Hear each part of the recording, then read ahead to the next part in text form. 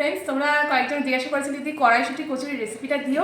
এই দেখো এখানে আমি না মটরশুঁটিগুলো সিদ্ধ করে নিয়েছি, মানে হাফ সিদ্ধ করেছি।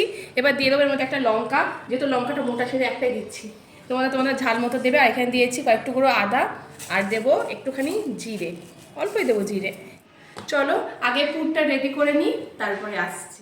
এই দেখো এখানে পেস্টটা রেডি করা হয়ে গেছে। এবার এর মধ্যে দেবো, তেলও গরম করতে দিয়ে দিয়েছি। এবার এর মধ্যে দেবো কালো জিরে,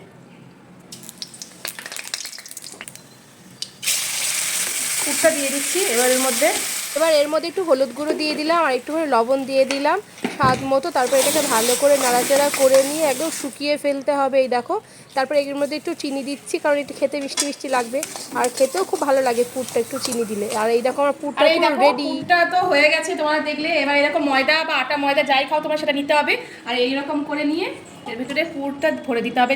যে যতটা পারো পুর দিয়ে দেবে, ঠিক আছে? তোমাদের মন মতো পুর দেবে, দিয়ে ভালো করে এটাকে মুখটাকে আটকিয়ে দেবে, দিয়ে এটাকে বেলতে হবে, ব্যাস। আর এই দেখো আমার বেলা কমপ্লিট হয়ে গেছে। চলো এবার এটাকে ভাজি। আর এই দেখো এবার আমি এরকম কড়াইশুঁটি কচুরিগুলো ভেজে নিচ্ছি। কেমন ফোলে জাস্ট দেখো তোমরা। এইভাবে করতে পারলে না দারুণ লাগে, আর খেতে তো অসাম লাগে। শীতকাল মানে কড়াইশুঁটি কচুরি, আলুর দম জাস্ট জমে ক্ষীরে। দেখো আমি একটা অলরেডি ভেজে নিয়েছি, আর একটা তোমাদেরকে ভেজে দেখিয়ে দিচ্ছি। এইভাবে করবে, আমি আমার মতো করে করে দেখিয়েছি, অনেকে অনেক রকমভাবে করে দেখায়। ঠিক আছে, যাই হোক, তোমাদের এই ভিডিওটা কেমন লাগলো অবশ্যই জানিও, আর বাড়িতে ট্রাই করে অবশ্যই খেও। চলো, ওকে।